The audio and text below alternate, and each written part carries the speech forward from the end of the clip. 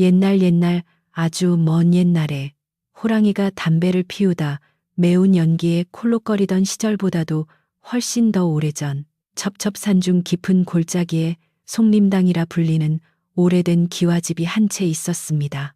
사방이 높은 산으로 둘러싸여 해가 일찍 떨어지고 겨울이면 눈이 처마 끝까지 쌓여 짐승들조차 다니기 힘든 곳이었지만 이 집에는 대대로 내려오는 꼿꼿한 선비정신이 서려 있었습니다. 마을 사람들은 송림당의 주인들이 비록 넉넉한 재물은 없어도 마음만은 천하의 누구보다 부자라며 칭송하곤 했는데 그 집의 젊은 주인이 된 김선우는 돌아가신 할아버지의 3년상을 막 끝내고 이제 진정한 가주로서의 자격을 증명해야 하는 중요한 시기를 맞이하고 있었습니다. 눈보라가 휘몰아치는 어느 겨울밤, 선우는 사랑방에 홀로 앉아 문 밖의 어둠을 응시하며 할아버지가 남긴 마지막 유언을 되새기고 있었는데 그것은 앞으로 3일 밤 동안 그 어떤 일이 있어도 방문을 열고 밖으로 나가서는 안 된다는 기묘하고도 엄중한 당부였습니다. 선우가 머무는 사랑방은 오랜 세월의 흔적이 고스란히 묻어 있는 곳으로 낡았지만 윤이 나는 서한과 벽에 걸린 붓 한 자루가 방 안의 유일한 장식이었습니다. 바깥 세상은 온통 하얀 눈으로 뒤덮여 고요하기 그지없었지만 선우의 마음속은 마치 폭풍우가 치는 바다처럼 요동치고 있었는데 이는 할아버지가 말씀하신 운명의 시험이 오늘 밤부터 시작된다는 것을 알았기 때문입니다. 아궁이의 장작을 넉넉히 넣었음에도 불구하고 문틈으로 스며드는 황소바람은 선우의 옷깃을 파고들었고 그는 무릎 위에 놓인 책을 꽉 쥐며 흐트러지려는 마음을 다잡으려 애썼습니다. 방안을 밝히는 호롱불 심지가 타닥타닥 타오르는 소리만이 정막을 깨우고 있었고 선우는 자신의 그림자가 벽에 길게 늘어지는 것을 바라보며 다가올 밤이 단순한 어둠이 아니라 자신을 시험하려는 거대한 입과 같다는 생각에 마른 침을 삼켰습니다. 그때 부엌 쪽에서 달그락거리는 소리가 들리더니 늙은 하인만석 영감이 김이 모락모락 나는 숭늉 그릇을 들고 사랑방 문 앞 마루에 조심스레 놓는 소리가 들렸습니다. 만석 영감은 30년이 넘도록 이 집안의 잦은 일을 도맡아 해온 충직한 사람으로 선우에게는 하인이라기보다는 마치 또 다른 아버지와도 같은 존재였기에 그의 발자국 소리만 들어도 선우는 마음이 놓였습니다. 만석 영감은 문을 사이에 두고 낮은 목소리로 도련님, 밤이 깊어지니 눈발이 더욱 거세집니다. 아궁이에 불을 넉넉히 지폈으니 방은 따뜻할 것입니다만 마음의 문단속을 더욱 단단히 하셔야 합니다라고 말하며 걱정스러운 기색을 감추지 못했습니다. 선우는 문을 열지 않은 채 염려 마시오, 영감. 내 할버님과의 약속을 목숨처럼 지킬 것이니 영감도 어서 행랑채로 돌아가 몸을 녹이시오라고 답하며 애써 씩씩한 목소리를 내어 늙은 하인을 안심시키려 했습니다. 만석 영감의 발소리가 눈밟는 소리와 함께 멀어지자 송림당은 다시금 깊은 침묵 속으로 빠져들었고 바깥의 바람 소리는 마치 누군가가 울부짖는 소리처럼 더욱 날카로워졌습니다. 선우는 서한 위에 펼쳐진 책의 글귀를 눈으로 쫓으려 했지만 글자들은 눈앞에서 춤을 추듯 어지러웠고 귀는 온통 바깥의 소리에 집중되어 있었습니다. 할아버지는 임종 직전 선우의 손을 잡고 3번의 밤이 지나야 비로소 네가 이 집의 주인이 될 자격이 있는지 알게 될 것이다. 문 밖에서 누가 너를 부르든 어떤 달콤한 말을 속삭이든 절대로 문고리를 잡지 말거라라고 신신당부하셨습니다. 그 말씀이 귓가에 쟁쟁하게 울리는 가운데 선우는 자신의 의지가 얼마나 견고한지 시험해 보려는 듯한 이 밤의 기운에 맞서 허리를 곧게 펴고 앉았습니다. 밤이 깊어 자정이 가까워질 무렵 거센 바람소리 사이로 기이한 소리가 섞여 들리기 시작했는데 그것은 마치 고운 비단 자락이 스치는 소리 같기도 하고 맑은 방울이 울리는 소리 같기도 했습니다. 산짐승의 울음소리도 아니고 거친 눈보라 소리도 아닌 지극히 인위적이고도 화려한 그 소리는 점점 사랑방 쪽으로 다가왔습니다. 선우는 본능적으로 책을 덮고 문 쪽을 향해 시선을 고정시켰는데 문창호지 너머로 어렴풋이 붉은색 불빛이 아른거리는가 싶더니 이내 누군가의 그림자가 문 앞에 멈춰서는 것이 느껴졌습니다. 깊은 산속 외딴 집에 그것도 이런 폭설이 내리는 밤에 찾아올 사람이 있을 리. 만무했기에 선우의 등줄기에는 식은땀이 흘렀지만 그는 침착함을 잃지 않으려 입술을 깨물었습니다. 문 밖의 존재는 잠시 망설이는 듯 하더니 이내 꾀꼬리처럼 맑고 고운 여인의 목소리로 이 깊은 산중에 불이 켜진 집이 있어 찾아왔습니다. 길을 잃고 헤매던 중이니 잠시 문을 열어 온기를 나눠주실 수 있겠습니까? 라고 물었습니다. 그 목소리는 너무나 부드럽고 애처로워서 듣는 사람으로 하여금 당장이라도 문을 열고 맞아들이고 싶은 충동을 일으키기에 충분했습니다. 하지만 선우는 이것이 할아버지가 경계하라고 했던 첫 번째 시험임을 직감하고 떨리는 목소리를 가다듬어 이곳은 상중인 집이라 외간 사람을 들일 수 없습니다. 마을 어귀에 주막이 있으니 그곳으로 가보십시오라고 단호하게 대답했습니다. 그러자 여인은 깔깔거리며 웃더니 이 눈보라 속에 주막까지 가라니요. 선비님의 마음이 너무도 매정하십니다라고 말하며 문고리를 달그락거렸습니다. 여인의 목소리는 조금 전에 애처로움은 사라지고 이제는 은근하고 유혹적인 톤으로 바뀌어 사실 저는 길을 잃은 것이 아닙니다. 선비님의 명성을 듣고 먼 곳에서 찾아왔지요. 저를 안으로 들여주신다면 평생 써도 다 못 쓸 금은보화를 이 방 가득 채워드리겠습니다. 라고 속삭였습니다. 그 말과 함께 문틈으로 향긋한 꽃향기가 스며들어왔고 선우의 눈앞에는 환영처럼 황금빛 기운이 아른거리는 듯 했습니다. 가난한 선비로서 평생 청빈하게 살아왔고 앞으로도 낡은 집을 건사하며 살아가야 할 막막함이 있었기에 금은보화라는 단어는 선우의 가슴 한구석에 숨겨져 있던 욕망을 건드리기에 충분했습니다. 여인은 계속해서 이 추운 방에서 떨며 지내는 것이 지겹지 않으십니까? 문 하나만 열면 비단 이불과 기름진 음식이 영원히 선비님의 것이 될 것입니다.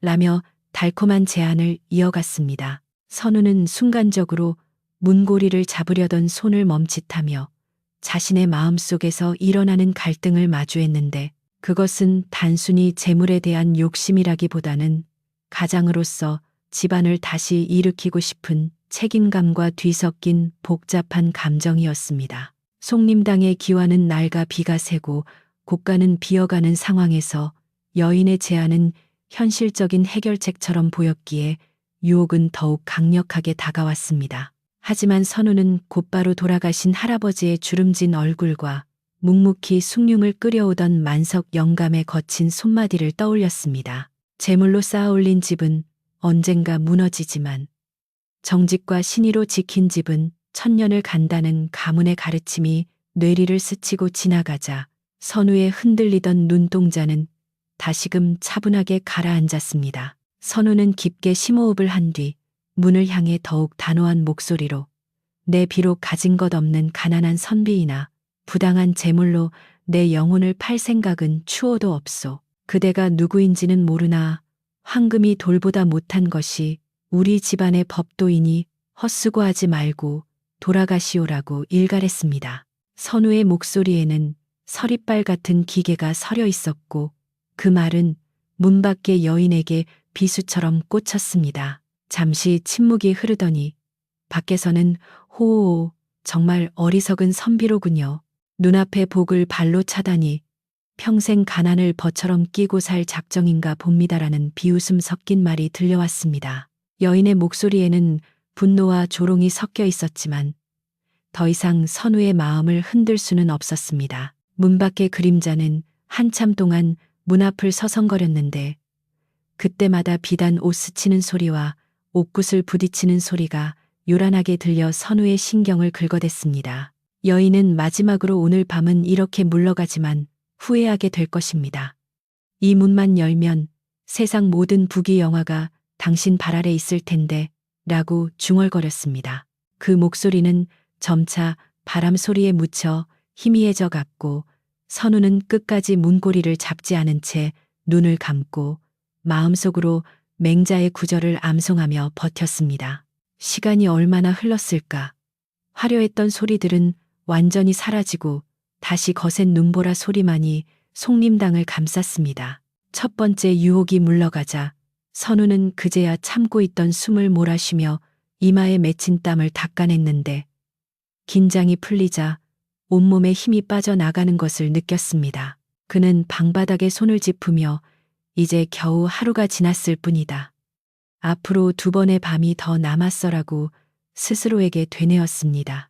방 안의 호롱불은 기름이 다 되어가는지 가물거렸고 선우는 심지를 돋우며 다시금 자세를 고쳐 앉았습니다. 비록 문을 열지는 않았지만 자신의 마음속에 잠시나마 일렁였던 탐욕의 불씨를 확인했기에 그는 스스로를 더욱 경계해야 함을 깨달았습니다. 새벽닭이 울기 전까지 선우는 잠시도 눈을 붙이지 못하고 깨어 있었는데 이는 여인이 사라진 것이 아니라 잠시 물러갔을 뿐이라는 것을 직감했기 때문입니다. 동이 트기 시작하자 마당을 쓰는 만석 영감의 빚을 소리가 들려왔고 그제야 선우는 긴 밤의 공포와 유혹에서 완전히 벗어날 수 있었습니다. 아침 햇살이 문창호지를 환하게 비추자 선우는 조심스럽게 방문을 열고 밖으로 나갔는데 마당에는 밤새 내린 눈이 하얗게 쌓여 있었고 문 앞에는 기이하게도 아무런 발자국도 남아있지 않았습니다.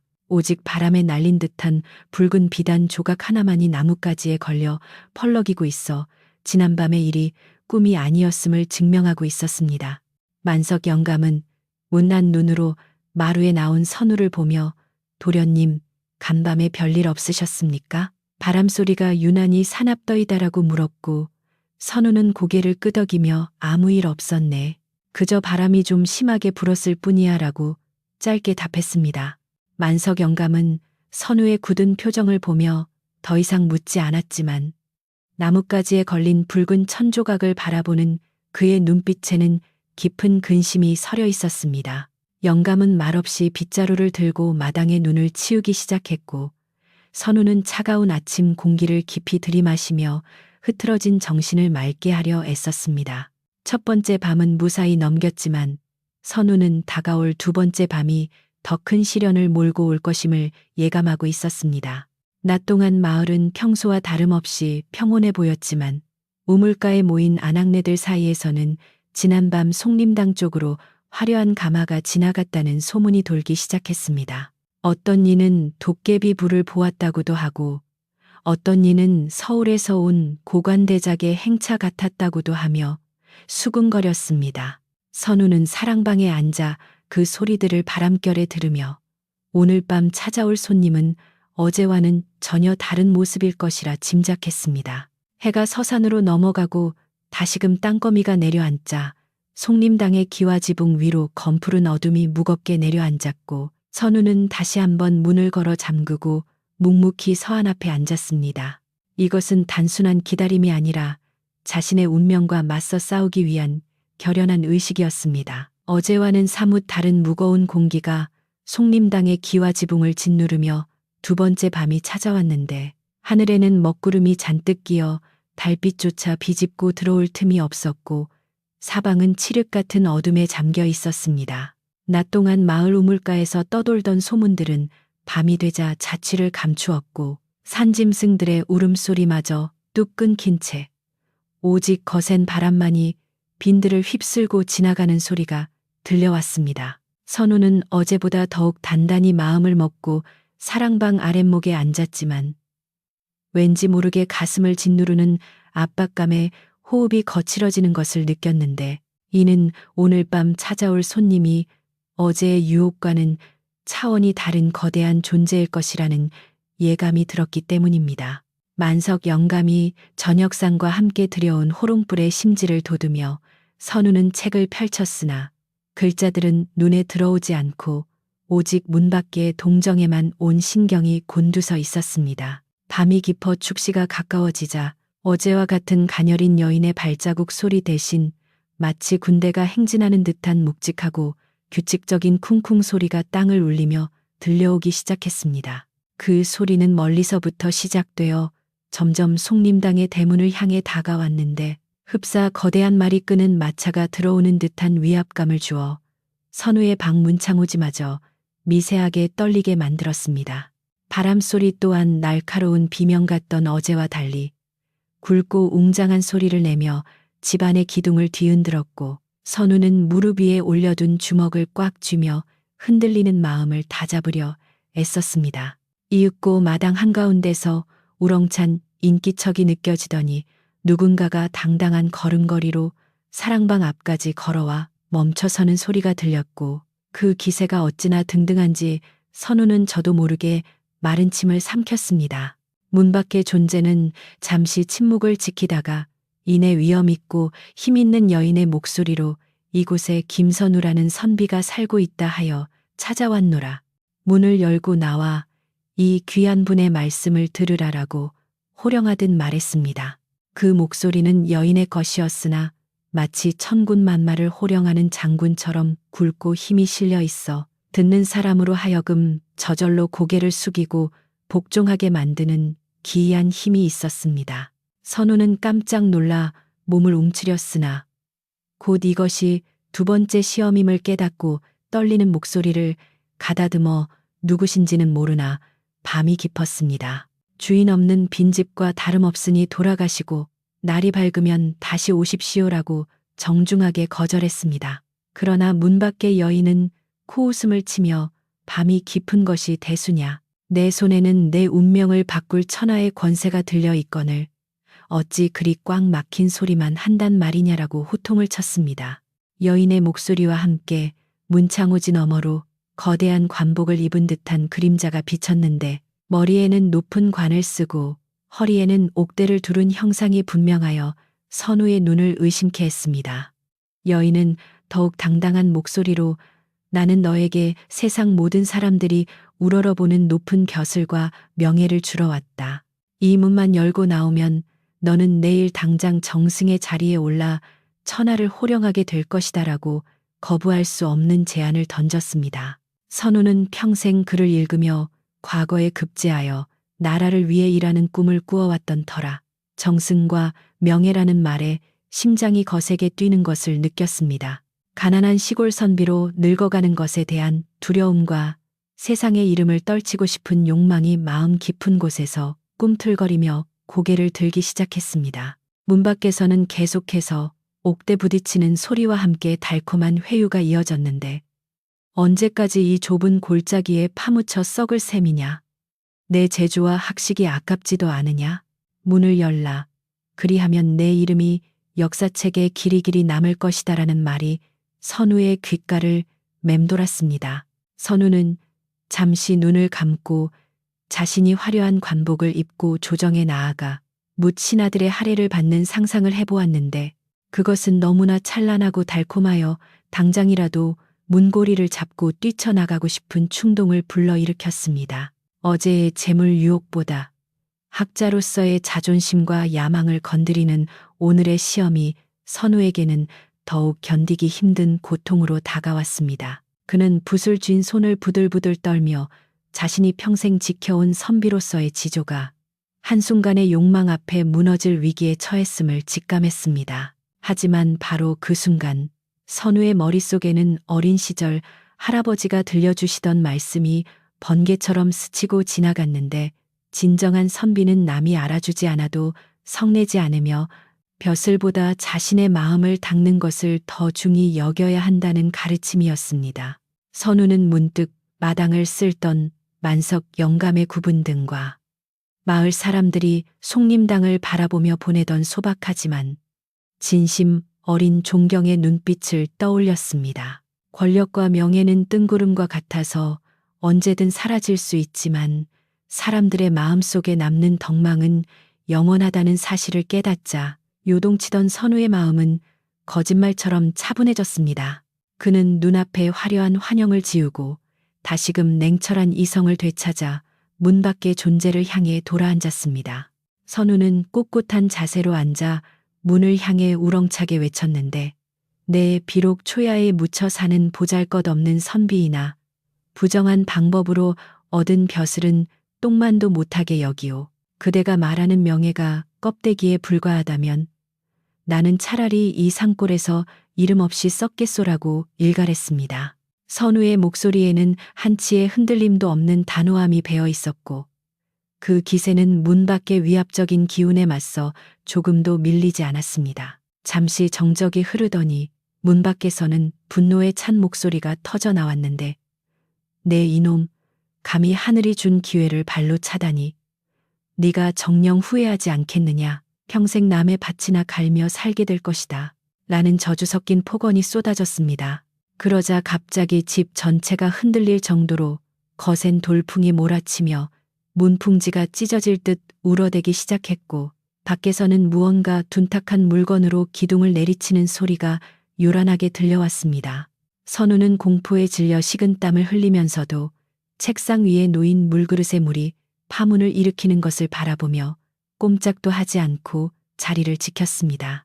여인은 분이 풀리지 않는지 어리석은 놈, 어리석은 놈이라고 고래고래 소리를 지르며 마당을 서성거렸는데 그 발소리가 어찌나 무거운지 마치 지진이 난 것처럼 방바닥이 울렸습니다. 선우는 귀를 막고 싶은 심정이었으나 오히려 눈을 부릅뜨고 문을 노려보며 마음속으로 나는 흔들리지 않는다. 나는 이 집의 주인이다라고 끊임없이 되뇌었습니다. 시간이 얼마나 흘렀을까. 광란하듯 몰아치던 바람과 고함 소리는 서서히 잦아들기 시작했고 문 밖의 그림자도 안개처럼 흐릿해져 갔습니다. 여인은 마지막으로 두고 보자. 내 놈의 그 잘난 자존심이 언제까지 버티나 볼 것이다. 내일 밤은 피눈물을 흘리게 될 테니 나는 섬뜩한 말을 남기고는 말발굽 소리와 함께 어둠 속으로 사라져 버렸습니다. 그 소리가 완전히 멀어지고 나서야 선우는 긴장이 풀리며 바닥에 털썩 주저앉았는데 온몸이 물에 젖은 솜처럼 무겁고 손끝 하나 까딱할 힘조차 남아있지 않았습니다. 두 번째 밤의 시험은 그의 영혼을 송두리째 뒤흔들 만큼 강력했고 그는 자신이 얼마나 나약한 존재인지를 뼈저리게 실감했습니다. 선우는 떨리는 손으로 호롱불을 끄고 어둠 속에 앉아 가쁜 숨을 몰아쉬며 남은 밤을 지새웠는데 밖에서는 여전히 스산한 바람 소리가 들려와 잠을 청할 수가 없었습니다. 명예욕이라는 것이 얼마나 무서운 괴물인지 그리고 그것을 뿌리치는 것이 얼마나 큰 용기를 필요로 하는지 깨달으며 선우는 자신을 지켜준 할아버지의 유언에 깊이 감사했습니다. 새벽이 다가오면서 하늘은 푸르스름하게 밝아왔고 지붕 위에 앉아있던 까마귀 한 마리가 을씨년스럽게 울며 날아가는 소리가 들렸습니다. 선우는 비로소 긴 밤이 끝났음을 알리는 닭 울음소리를 듣고서야 방문을 열고 밖으로 나갈 수 있었습니다. 아침 햇살 아래 드러난 마당의 풍경은 처참했는데 마당 한가운데 있던 오래된 향나무 가지 하나가 뚝 부러져 있었고 흙바닥에는 짐승의 발자국인지 사람의 발자국인지 알 수 없는 기이한 흔적들이 어지럽게 찍혀 있었습니다. 만석 영감은 부러진 나뭇가지를 치우며 근심 가득한 얼굴로 도련님, 간밤에는 천둥이 치는 줄 알았습니다. 댁내 별일은 없으신지요? 라고 물었고 선우는 차란 눈으로 영감을 바라보며 괜찮네. 그저 헛된 꿈이 지나갔을 뿐이야. 라고 힘없이 대답했습니다. 만석 영감은 선우의 얼굴에서 지난밤에 치열했던 싸움의 흔적을 읽었는지 더 묻지 않고 묵묵히 따뜻한 새순물을 대령했습니다. 선우는 찬물에 얼굴을 씻으며 정신을 차리려 애썼지만 마음 한구석에는 다가올 마지막 밤에 대한 두려움이 독버섯처럼 피어올랐습니다. 첫째 날의 재물, 둘째 날의 명예를 모두 물리쳤으니 이제 남은 것은 무엇일까? 도대체 어떤 시험이 나를 기다리고 있을까? 선우는 마당 구석에 피어난 이름 모를 들꽃을 바라보며 가장 힘들고 고통스러운 시험은 아직 시작되지 않았음을 직감했습니다. 셋째 날 밤은 앞선 두 밤과는 비교도 할 수 없을 만큼 잔인하고 슬픈 밤이 될 것이라는 예감에 선우는 무거워진 발걸음을 옮겨 사당으로 향했습니다. 조상님들께 마지막 밤을 버틸 힘을 달라고 기도하는 선우의 뒷모습은 비장하기까지 했고 하늘에서는 다시금 굵은 눈발이 흩날리기 시작했습니다. 낮 동안에도 하늘은 개지 않고 잿빛 구름이 낮게 깔려 마을 전체를 우울하게 만들었는데 사람들은 왠지 모를 불안감에 집 밖으로 나오기를 꺼렸습니다. 선우는 온종일 사랑방에 틀어박혀 마음을 비우는 연습을 했지만 해가 지고 어둠이 밀려오자 손발이 차가워지는 것은 어쩔 수 없었습니다. 마지막 밤, 그것은 단순한 공포가 아니라 선우의 가장 약한 부분을 파고드는 시련이 될 것임을 예고하듯 바람은 소리 없이 잦아들고 세상은 죽은 듯한 침묵 속에 잠겨들었습니다. 이제 곧 세 번째 손님이 도착할 시간이 다가오고 있었습니다. 세 번째 밤이 찾아왔을 때 하늘은 마치 세상의 모든 빛을 삼켜버린 듯 칠흑 같은 어둠 속에 잠겨 있었고 어제까지 기세 좋게 울어대던 바람조차 숨을 죽인 채 무거운 정막만이 속림당을 감싸고 돌았습니다. 지난 이틀간의 싸움으로 심신이 피폐해진 선우는 급한 눈으로 사랑방 아랫목을 지키고 있었는데 뼛속까지 파고드는 한기는 아궁이에 아무리 불을 떼어도 가시지 않아 그가 느끼는 두려움의 깊이를 짐작게 했습니다. 오늘 밤은 눈이 내리지 않았지만 공기 자체가 얼어붙은 듯 날카로웠고 처마 끝에 매달린 고드름이 쩍쩍 갈라지는 소리가 들릴 때마다 선우의 가슴도 함께 내려앉는 듯 했습니다. 그는 무릎을 끌어안고 앉아 차라리 요란한 도깨비나 맹수가 나타나기를 바랄 정도로 이 숨 막히는 침묵이 주는 공포를 견디기 힘들어 했습니다. 자정이 넘어가고 삼경에 접어들 무렵 갑자기 문풍지가 파르르 떨리더니 아주 미세하고도 애처로운 소리가 들려오기 시작했는데 그것은 앞선 두 밤의 화려하거나 위압적인 소리와는 전혀 다른 가늘고 힘없는 흐느낌이었습니다.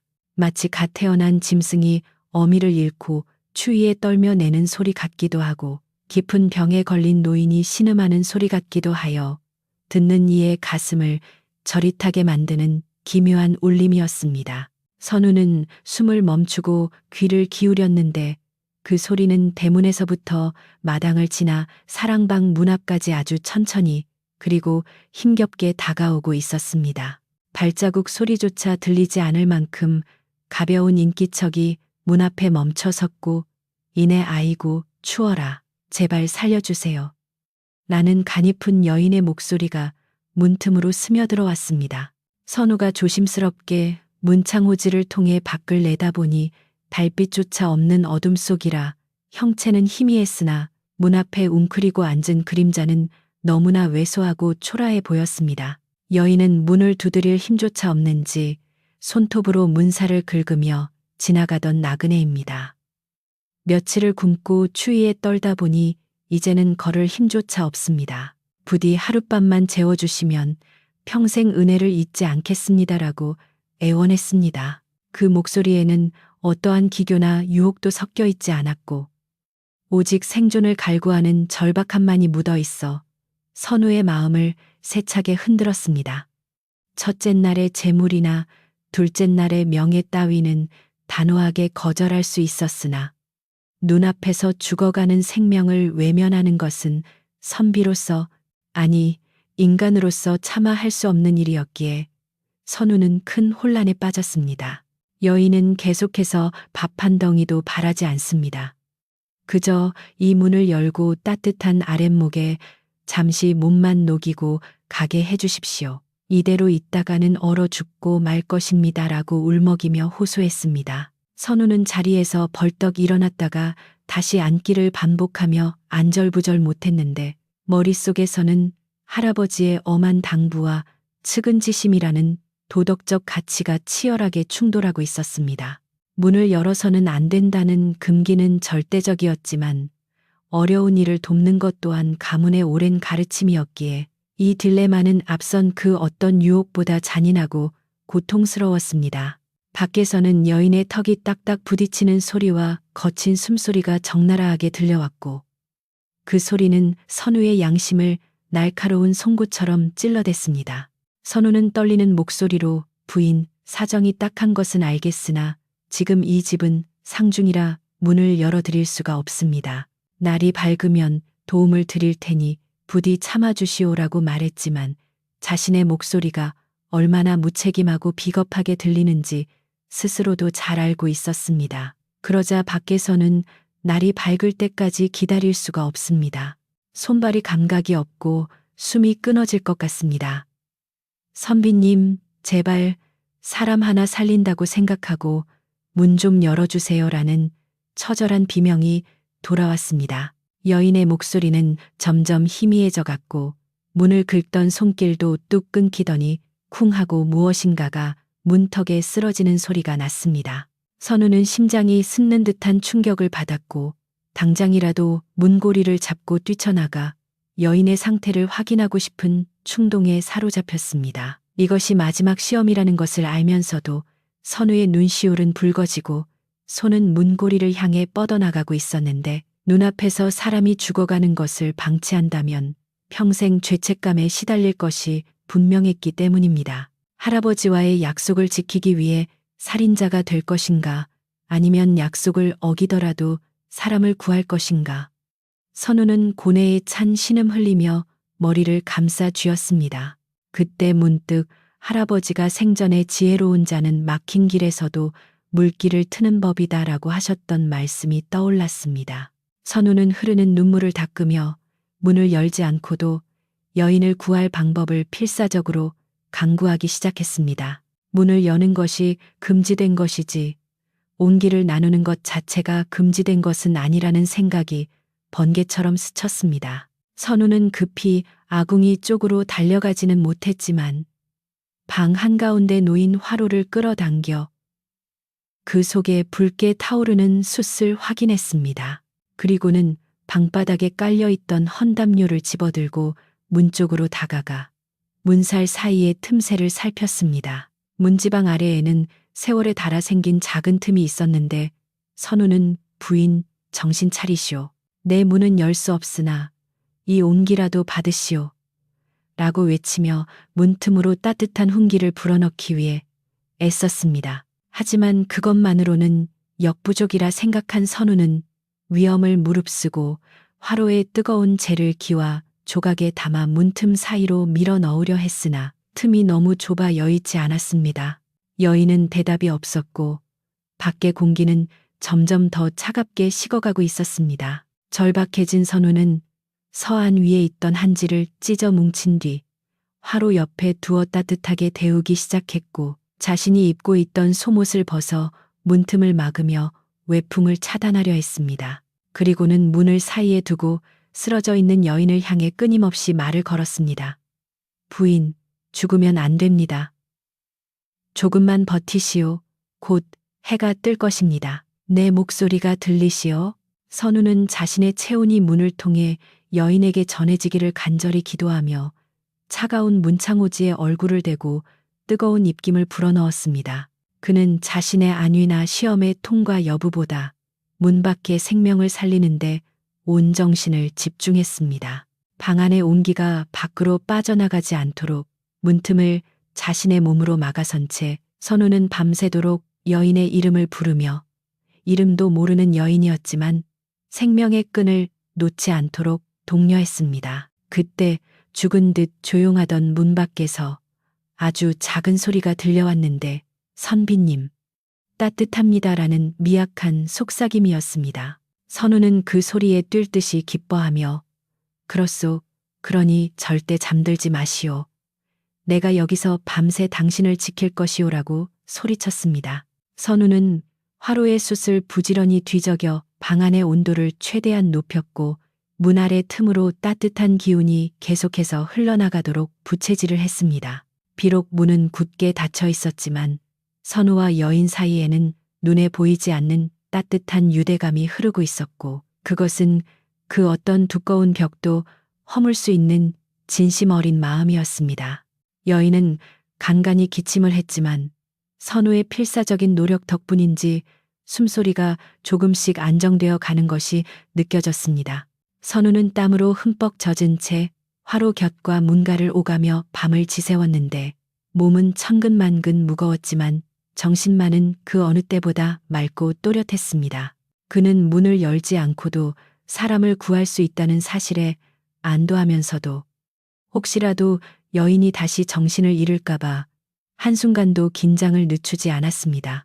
밖에서는 삭풍이 몰아치고 기온이 곤두박질 쳤지만 선우의 사랑방 문 앞만큼은 기이하게도 훈훈한 기운이 감돌고 있었습니다. 여인은 더 이상 애원하거나 울지 않았고 그저 문에 기대어 선우가 전해주는 온기의 의지에 가만히 숨을 고르고 있는 듯 했습니다. 이것은 유혹을 이겨내는 싸움이 아니라 사랑과 인내로 고통을 나누는 숭고한 시간이었습니다. 시간이 얼마나 흘렀을까? 창밖이 푸르스름하게 변하며 먼동이 트기 시작했는데 긴 밤을 뜬 눈으로 지샌 선우의 눈가에는 피로가 가득했지만 입가에는 옅은 미소가 번졌습니다. 닭이 발을 치며 새벽을 알리는 소리가 들려오자 문 밖의 기척은 거짓말처럼 사라졌습니다.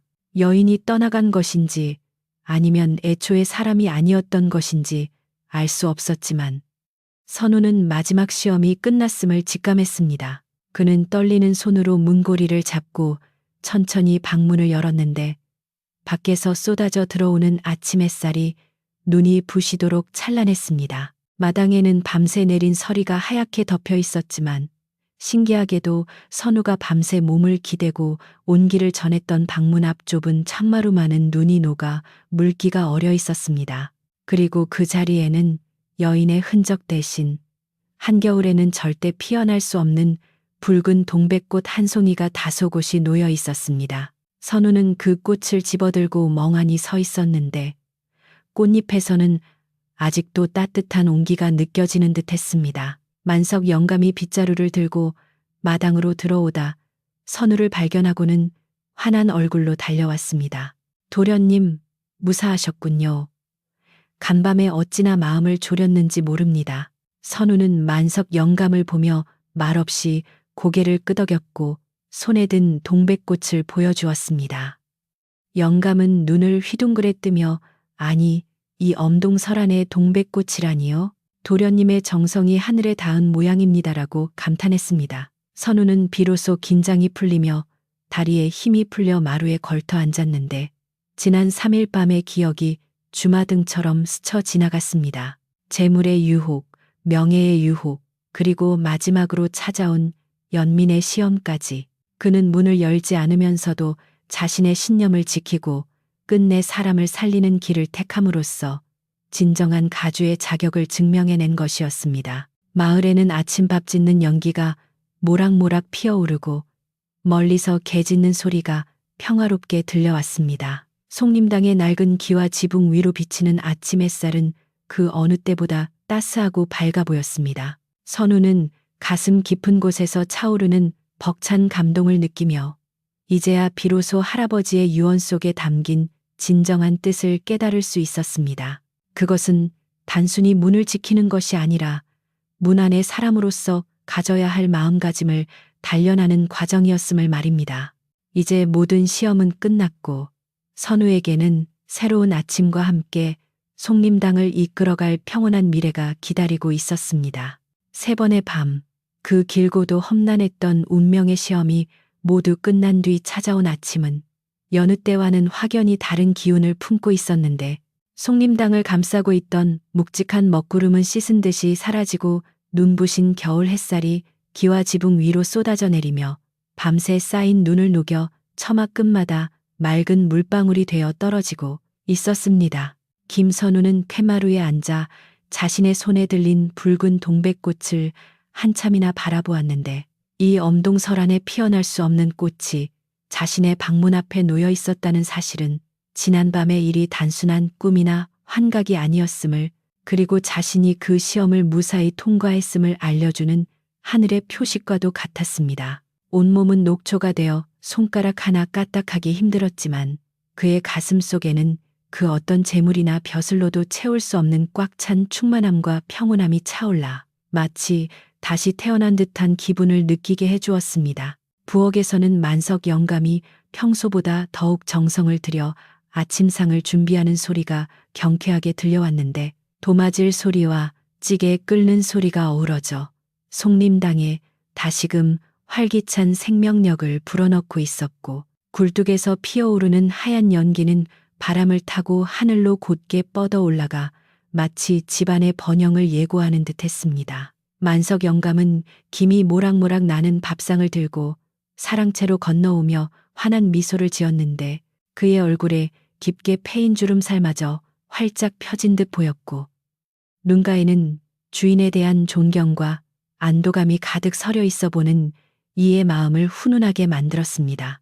도련님, 지난 사흘간 곡기도 제대로 못 드시고 고생 많으셨습니다. 오늘은 특별히 귀한 뵙살로 밥을 지었으니 어서 드시고 기운을 차리십시오라고 말하는 영감의 목소리는 물기 어린 따스함으로 가득했습니다. 선우는 밥상을 받아들고 숟가락을 들었으나 목이 메어 쉽게 밥을 넘길 수가 없었는데, 따뜻한 국물 한 모금을 들이키자 지난 사흘 밤의 공포와 긴장이 눈 녹듯 사라지며 비로소 자신이 살아있음을 실감할 수 있었기 때문입니다. 그는 밥을 먹으며 문득 만석 영감에게 지난밤에 꾸었던 꿈 이야기를 물었는데, 영감은 잠시 생각에 잠기더니 글쎄요, 꿈이라기보다는 참으로 기이한 광경을 보았습니다. 새벽녘의 안채 쪽에서 세 줄기 빛이 하늘로 솟구치는 것을 보았는데, 하나는 황금빛이요, 하나는 푸른빛이었으며 마지막 하나는 붉은 빛이었습니다. 라고 대답했습니다.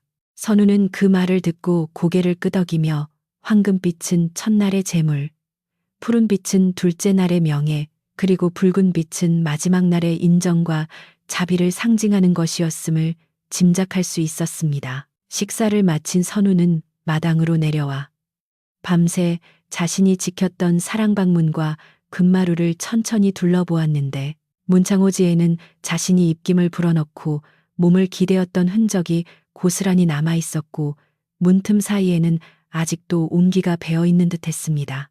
그는 그 자리에 서서 허공을 향해 깊은 절을 올리며 자신을 시험하고 깨우침을 주신 조상님들과 보이지 않는 존재들에게 감사의 마음을 전했습니다.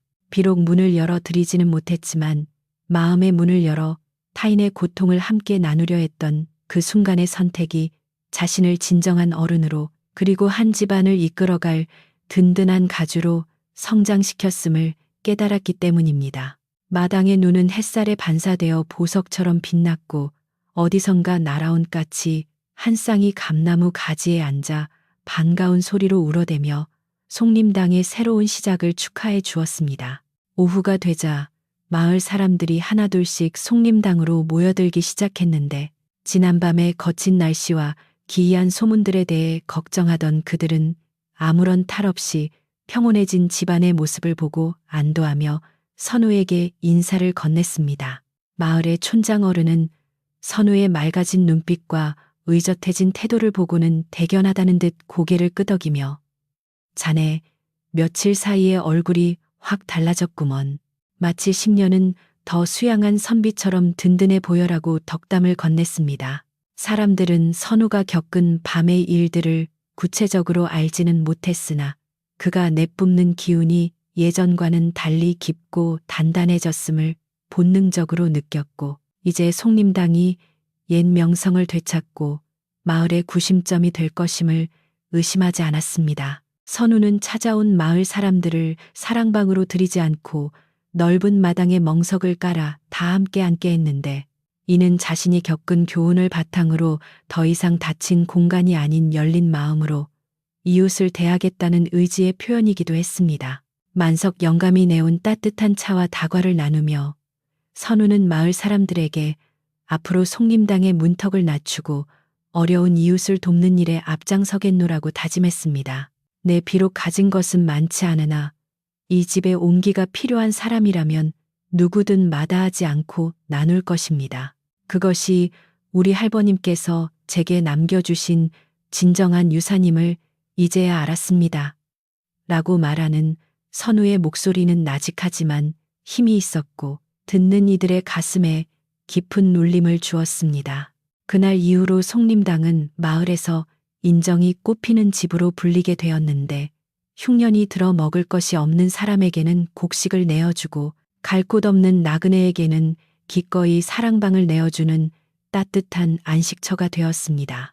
선우는 과거에 급제하여 높은 벼슬에 오르지는 않았으나 그의 학식과 덕망은 널리 퍼져 인근 고을의 수령들조차 어려운 일이 생기면 그를 찾아와 지혜를 구하곤 했습니다. 첫째 날의 유혹이었던 황금은 없었으나 그의 고가는 이웃들의 정성으로 늘 마르지 않았고, 둘째 날의 유혹이었던 높은 관직은 없었으나 그는 마을의 정신적 지주로서 정승 못지않은 존경을 받으며 살았습니다. 세월이 흘러 선우가 백발이 성성한 노인이 되었을 때 그는 무릎에 손자들을 앉혀놓고 눈 내리는 겨울밤이면 옛 이야기를 들려주곤 했는데 그 이야기의 끝은 항상 똑같았습니다. 얘들아, 세상에는 눈에 보이는 화려한 문이 있고 눈에 보이지 않는 마음의 문이 있단다. 사람들은 화려한 문을 열고 싶어 하지만 진정으로 중요한 것은 닫힌 문 너머로도 온기를 전할 수 있는 따뜻한 마음이란다. 손자들은 할아버지의 이야기가 무슨 뜻인지 다 이해하지는 못했지만 할아버지의 손에서 느껴지는 따뜻한 온기와 인자한 눈빛을 통해 그 가르침을 마음 깊이 새겼습니다. 그리고 송림당의 마당 한구석에는 해마다 겨울이면 붉은 동백꽃이 흐드러지게 피어나 선우가 젊은 날 지켜냈던 그 밤의 약속과 사랑을 증명하듯 붉은 자태를 뽐내곤 했습니다. 선우의 삶은 극적인 사건이나 요란한 명성으로 장식되지는 않았으나 잔잔한 물결처럼 주변 사람들에게 끊임없이 선한 영향력을 미쳤고, 그의 장례식 날에는 인근의 모든 사람들이 모여들어 그가 가는 마지막 길을 눈물로 배웅했습니다. 만석 영감은 선우보다 먼저 세상을 떠났지만 끝까지 주인의 곁을 지키며 충성스러운 삶을 살았고, 두 사람의 이야기는 마을의 전설이 되어 오랫동안 사람들의 입에서 입으로 전해졌습니다. 송림당은 주인이 바뀐 뒤에도 오랫동안 그 자리를 지켰는데, 신기하게도 아무리 거센 눈보라가 쳐도 그 집의 사랑방 문 앞에는 눈이 쌓이지 않고 언제나 훈훈한 기운이 감돌았다고 합니다. 어떤 이들은 그곳에 집을 지키는 터주신이 살고 있다고도 하고, 어떤 이들은 선우의 선한 영혼이 아직도 머물며 길 잃은 사람들을 돌보고 있다고도 했지만, 진실이 무엇이든 간에 송림당은 추운 겨울밤 사람들의 마음을 녹여주는 희망의 등불로 남았습니다. 세 번의 밤 동안 찾아왔던 유혹과 시련은 결국 선우를 무너뜨리기 위한 것이 아니라 그를 진정한 어른으로 완성시키기 위한 하늘의 배려였음을, 그리고 그 시험을 통과한 자만이 누릴 수 있는 평안이 무엇인지를 송림당의 역사가 증명해주고 있습니다. 이야기를 듣고 계신 여러분, 오늘 밤 여러분의 창밖에도 바람이 불고 어둠이 짙게 깔려 있을지 모릅니다. 때로는 세상의 유혹이 황금처럼 번쩍이며 눈을 현혹하고, 때로는 권력의 힘이 거센 바람처럼 마음을 흔들며, 때로는 타인의 고통이 나의 안락함을 위협하며 찾아올 수도 있을 것입니다. 하지만 두려워하지 마십시오. 송림당의 선우가 그러했듯이 자신의 중심을 지키고 따뜻한 마음을 잃지 않는다면 그 어떤 춥고 긴 밤도 반드시 지나가고 눈부신 아침 햇살과 함께 붉은 동백꽃 같은 희망을 마주하게 될 것입니다. 이제 밤이 깊었습니다. 송림당의 따뜻한 아랫목처럼 여러분의 이불 속도 포근하고 안락하기를 바랍니다. 머리맡에 놓인 근심과 걱정은 모두 문 밖에 내려놓으시고 오늘 들려드린 이야기 속의 온기만을 간직한 채 편안하게 눈을 감으십시오. 눈 내리는 밤, 문틈으로 스며드는 바람, 소리마저 자장가처럼 들리는 이 고요한 시간. 꿈속에서는 여러분 모두가 마음의 주인이 되어 평화로운 세상 거니시길 기원합니다. 옛날 어느 산골 마을, 지혜롭고 따뜻했던 한 선비의 이야기는 여기서 끝을 맺습니다. 달빛도 잠들고 바람도 쉬어가는 이 밤, 여러분 모두 안녕히 주무세요. 좋은 꿈 꾸십시오.